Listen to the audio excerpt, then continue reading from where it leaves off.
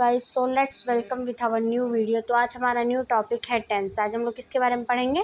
Tense के बारे में। टेंस को हिंदी में क्या कहते हैं? सबको पता ही होगा कि टेंस को हिंदी में हम लोग कहते हैं काल। तो टेंस क्या होता है, काल क्या होता है? तो किसी कार्य या अवस्था को समय के साथ व्यक्त करना ही हमारा क्या कहलाता है? टेंस कहलाता है। मतलब कोई भी कार्य या कोई भी अवस्था हो जिस समय में हो रहा हो उसके साथ व्यक्त करना। मतलब जैसे अभी जो चल रहा है वो जो हो जाएगा टेंस हो जाएगा, ठीक है। जो बाद में चलेगा वो भी टेंस हो जाएगा। तो समय के साथ जैसा समय है वैसे उस क्या कहते हैं उसको व्यक्त करते हैं, उस सेंटेंस को, तो उसी को हम लोग कहते हैं काल, टेंस। अब टेंस के कितने प्रकार होते हैं? टेंस के 3 प्रकार होते हैं। टेंस के बारे में एक और चीज़ आपको बता दें कि समय चक्र के संबंध में जो वर्ब होता है, जो समय चक्र चल रहा होता है, तो वर्ब जैसे जैसे मतलब बदलता है, वर्ब के जो रूप बदलते हैं उसको भी हम लोग क्या कहते हैं? टेंस कहते हैं। तो मान लो कि जैसे हमारा वर्ब है, क्या है हमारा ये वर्ब है, तो वर्ब जैसे जैसे चेंज होगा, मतलब प्रेजेंट में दूसरा होगा, ठीक है, पास्ट में दूसरा होगा, वर्ब का फॉर्म पास्ट में दूसरा होगा, और क्या कहते हैं फ्यूचर में दूसरा होगा, ठीक है। तो जब क्या कहते हैं अलग अलग टेंस में अलग अलग सेंटेंस में अलग अलग वर्ब रहेंगे तो उस हिसाब से जो चेंज होते हैं, उसके जो रूप बदलते हैं, उसी को हम लोग क्या कहते हैं? टेंस कहते हैं। अब वर्ब के जो फॉर्म्स हैं मैं वो एक उसके लिए नई वीडियो बना दूंगी वर्ब्स के फॉर्म की, कि वर्ब्स के फॉर्म कितने होते हैं, और जैसे first form, second form, third form, ING किस में लगता है, यस यस किस में लगता है, उसकी एक वीडियो बना देंगे। उसके बाद क्या कहते हैं उसका एक क्वेश्चन आंसर वाला कर देंगे, तो आपको वो चीज़ें याद हो जाएंगी, ठीक है। तो हम लोग आ जाते हैं, अब हम लोग आते हैं टेंस के प्रकार। तो प्रेजेंट टेंस, पास्ट टेंस और फ्यूचर टेंस। टेंस कितने प्रकार के होते हैं? 3 प्रकार के। कौन कौन से? प्रेजेंट, पास्ट और फ्यूचर टेंस। अब प्रेजेंट टेंस क्या होता है? जो प्रेजेंट में चल रही है, तो मतलब वर्तमान में जो चीज़ें अभी चल रही होती हैं उन्हीं को हम लोग क्या कहते हैं? Present tense. मतलब वर्तमान में किसी पहचान या गुणवत्ता का वर्णन करता है। जैसे वर्तमान में जो भी चीज़ है उसकी पहचान, उसकी गुणवत्ता जो होते हैं उसी का जो वर्णन करता है, क्या करता है? वो क्या करता है?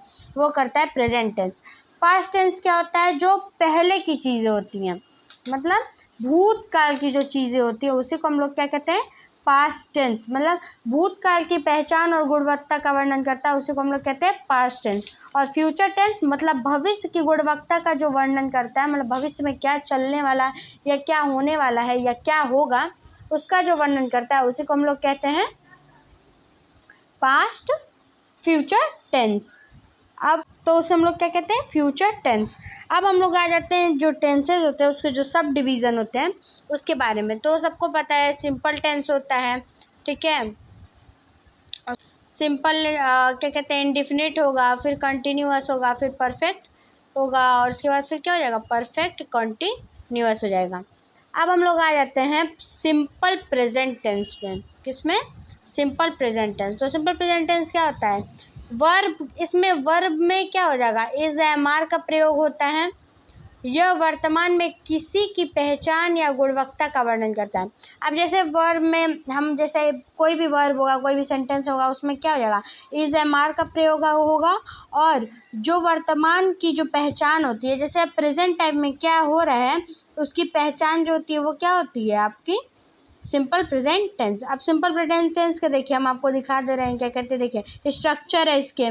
तो इसके जो ये जो स्ट्रक्चर दिए हुए हैं, मतलब सब्जेक्ट में इज एम आर, ठीक है, और नाउन और एग्जेक्टिव होगा, ठीक है। सब्जेक्ट रहेगा प्लस इज एम आर रहेगा, पहले सब्जेक्ट लिखेंगे फिर इज एम आर लिखेंगे, उसके बाद नाउन होगा चाहे एग्जेक्टिव होगा। अब हम एक इसका एग्जांपल बता दे रहे हैं पॉजिटिव का। तो आपका देखिए मैं यहाँ पे एग्जांपल दिया हुआ है, आई एम अ टीचर। एक मिनट, हाँ देखिए यहाँ पे एग्जांपल आपका दिया हुआ है ना, आई एम अ टीचर। तो इसमें ये आई क्या हो गया?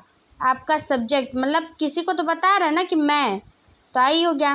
एम आपका लग ही गया, देखिए एम इज एम आर का। ए टीचर, तो ये हमारा क्या हो गया? एडजेक्टिव। क्या हो गया? एडजेक्टिव या नाउन, ठीक है। उसके बाद सी इज़ नॉट माई आंट, तो ये हमारे नेगेटिव सेंटेंस का हो गया। देखिए पहले सब्जेक्ट होगा, एक मिनट,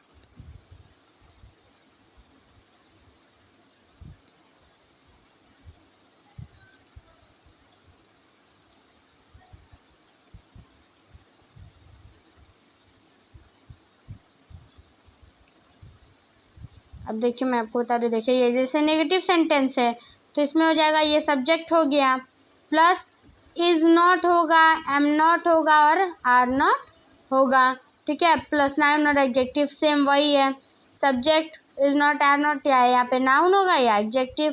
क्वेश्चन वाले में भी देख लेते हैं, इज एम आर इसमें पहले आ जाता है, क्वेश्चन वाले में इज एम आर पहले आ जाएगा और सब्जेक्ट क्या हो जाएगा, बाद में हो जाएगा। अब देखिए ये तो पॉजिटिव सेंटेंस है, इसका मैं नेगेटिव भी बता दे रही हूँ क्या होगा।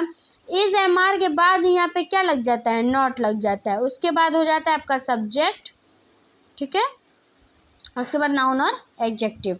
अब इसमें इज का मतलब क्या होता है, he, she, it, name, singular person. Am का मतलब सिर्फ आई ही होगा और आर का मतलब हो जाता है यू, वी, दे और प्लूरल। जो प्लूरल्स होते हैं उनके लिए हम यू का यूज़ करते हैं, ठीक है। अब हम लोग आ जाते हैं प्रेजेंट इंडेफिनिट टेंस पे। प्रेजेंट इंडेफिनिट टेंस क्या होता है, तो प्रेजेंट इंडेफिनिट टेंस मतलब के अंतर्गत हम वर्तमान के विभिन्न प्रकार के कार्यों को रख सकते हैं। मतलब वर्तमान में जो भी अलग अलग प्रकार के जो कार्य होते रहते हैं उनको हम लोग इसमें रख सकते हैं, किसमें, प्रेजेंट इंडेफिनिट टेंस में। अब जैसे इसमें ना देखिए कुछ रूटीन से एक्शन होते हैं प्रेजेंट इंडेफिनिट टेंस में, जिससे आप समझ सकते हैं कि वो जो सेंटेंस है वो प्रेजेंट इंडेफिनिट टेंस का है या किसी और का है। इसमें आपके रेगुलर एक्शन होंगे, मतलब नियमित कार्य होता रहेगा। दूसरा इरेगुलर एक्शन भी होते हैं, अनियमित कार्य भी होता है। हैबिचुअल चीज़ें होती हैं, मतलब आदत, हैबिट्स जो होते हैं उसमें। सार्वभौमिक साथ मतलब यूनिवर्सल चीज़ें होती है। अब जैसे मैं आपको बता दे रही हूँ, जैसे पहला का एग्जाम्पल मैं आपको दे रही हूँ, अरे रुक जाइए, मैं आपको पहला का एग्जाम्पल, जैसे रेगुलर एक्शन का एग्जाम्पल है, आई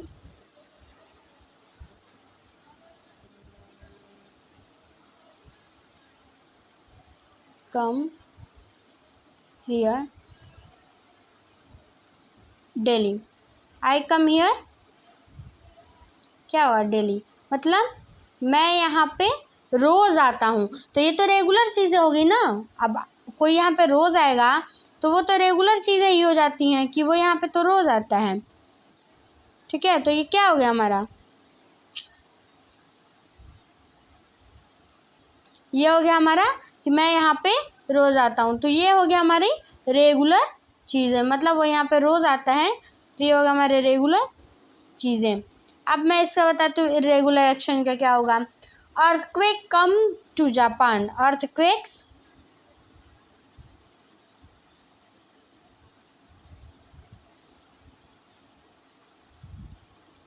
आप ऐसे ही समझ लीजिए, डायरेक्ट मैं बता दे रही हूँ बोल के।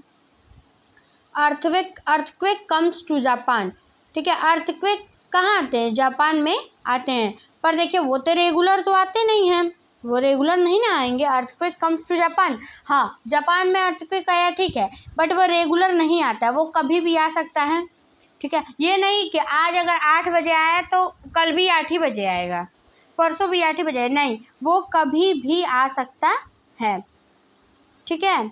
अब इसके बाद है आपका हैबिट्स। हैबिट्स क्या होती है, आप देखिए कई लोगों में अच्छी आदतें भी होती हैं, कई लोगों में बुरी आदतें भी होती हैं। कितने लोग क्या करते हैं, वो रेगुलर स्मोक करते हैं, जो उनकी छूटती नहीं है, मतलब क्या नहीं छूटता है, स्मोकिंग करना। कितने लोगों में अच्छी आदतें होती है कि वो टाइमली जैसे पानी पीते हैं, जूस पीते हैं, अपने आप को फिट करने के लिए एक्सरसाइज करते हैं, तो ये हमारी क्या है, आदतें हैं। अगर हम आज 5 बजे उठ रहे हैं तो कल भी हम कितने बजे उठेंगे, 5 ही बजे उठेंगे, परसों भी कब, कितने बजे, 5 बजे। तो हमारी आदत एक बार 2 बार होता है तो आदत बन जाता है। मान लीजिए अगर हम 5 बजे पढ़ने बैठ रहे हैं, ठीक है, 2 दिन बैठे टाइम टेबल लेके, तीसरे दिन बैठे, चौथे, 5वें दिन से आपकी वो आदत बन जाएगी। अगर वो 1-2 दिन में आदत नहीं बन रही है तो 5वें दिन से वो आपकी क्या हो जाएगी, आदत बन जाएगी। तो हमारे क्या हो गया, ये आदत हो जाता है, ये आदतों के अंतर्गत आ जाता है। अब यूनिवर्सल ट्रुथ क्या होता है, सार्वभौमिक सत्य। इसमें कई लोग कंफ्यूज हो जाते हैं कि यूनिवर्सल ट्रुथ का मतलब यहाँ पे क्या होता है। यूनिवर्सल ट्रुथ मतलब ऐसे कि जो यूनिवर्स में, जो हमारे ब्रह्मांड में चीज़ें होती रहती हैं, उन्हीं को हम लोग कहते हैं universal truth.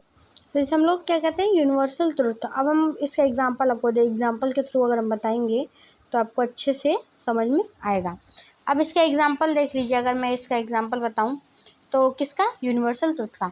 The sun rises in the east, the sun rises in the east, the sun rises in the east. सूर्य कहाँ निकलता है? ईस्ट में निकलता है। ठीक है, तो अब जब सूर्य ईस्ट में निकलेगा तो एक बात बताइए, सूर्य जब ईस्ट में निकलेगा तो ये तो एक वो हो गई ना, यूनिवर्सल चीज़ें हो गई ना। अब ईस्ट में निकल रहा है तो यूनिवर्सल चीज़ें ही हो गई कि सूर्य जो है भाई ईस्ट में निकलता है और वेस्ट में क्या होता है? डूब जाता है। या मतलब सूर्य सुबह में क्या कहते हैं, प्रातःकाल ईस्ट से निकलता है और क्या कहते हैं, वेस्ट में डूब जाता है। तो ये हमारे एक यूनिवर्सल चीज़ों में आ गई। मतलब किस में आ गई? यूनिवर्सल चीज़ों में। अब एक नोट है इसका, मैं एक नोट आपको बता दे रही हूँ क्या होता है। चाहिए एक सेकेंड, इसको हटा देते हैं, मैंने इसमें नोट नहीं किया है उसको। देखिए यूनिवर्सल चीज़ें और चीज़ें बता रही थी तो उसमें मुझे याद आया, इम्पॉर्टेंट है। तो नोट ये है कि न्यूज़पेपर के जो हेडलाइंस होते हैं, ठीक है, और जो स्पोर्ट्स या कमेंटेटरी जो होता है ना, प्रेजेंट इंडेफिनिट टेंस का प्रयोग होता है उसमें भी।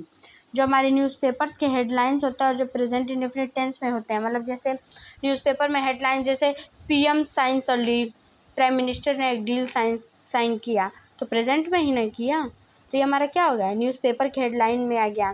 ठीक है, Virat Kohli strike the ball end of it goes across the boundary line. ठीक है, विराट कोहली ने क्या कहते हैं बॉल को हिट किया और वो क्या कहते हैं बाउंड्री लाइन के पास गया। तो यही सब चीज़ें होती हैं किसमें? प्रेजेंट इंडेफिनिट टेंस में। और है मतलब न्यूज़पेपर के हेडलाइन में जो आर्टिकल और हेल्पिंग वर्ब्स का मतलब आर्टिकल होते हैं उसमें हेल्पिंग वर्ब का प्रयोग कम से कम किया जाता है। जो हमारे आर्टिकल्स होते हैं न्यूज़पेपर के हेडलाइन में, उसमें हेल्पिंग वर्ब का प्रयोग क्या किया जाता है? कम से कम किया। जैसे फॉर एग्जाम्पल मैं बताऊँ, 3 किल्ड इन लैंडस्लाइड, मतलब 3 people were killed in a landslide. Landslide में 3 पीपल जो है वो मारे गए। तो अगर मैं यहाँ पे 3 पीपल ना लगाऊं तो 3 के लिए कितने लोग मरे? 3 लोग, पर कौन मरा नहीं पता। तो हमें उसका मतलब भी, जैसे वो शॉर्टकट में देते हैं, आप लोगों ने न्यूज़पेपर अगर पढ़ते होंगे तो हेडलाइंस में पढ़ते हो तो जो शॉर्टकट में चीज़ें दी होती होंगी उसमें हेल्पिंग वर्ब। इंग्लिश न्यूज़पेपर पढ़ना चाहिए, बहुत अच्छी चीज़ें होती हैं इंग्लिश न्यूज़पेपर, उससे आपके प्रोनाउंसिएशन अच्छे होते हैं। आपको वोकेबुलरी, जो हमारी वोकेबुलरी होती है इंग्लिश की, वो आपको बहुत ज़्यादा उसमें मतलब बढ़ते हैं।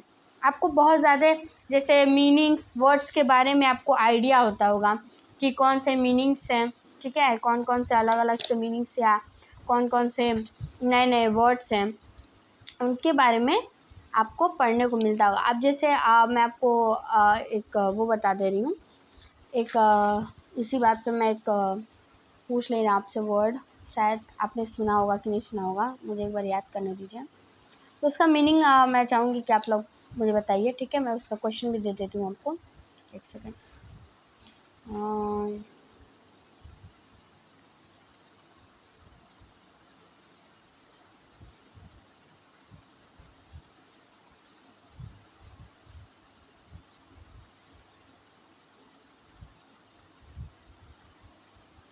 कैरनेस एक वर्ड है, मैं आपको देखिए मुझे याद है क्या, हाँ एक सेकेंड, वर्ड है आपका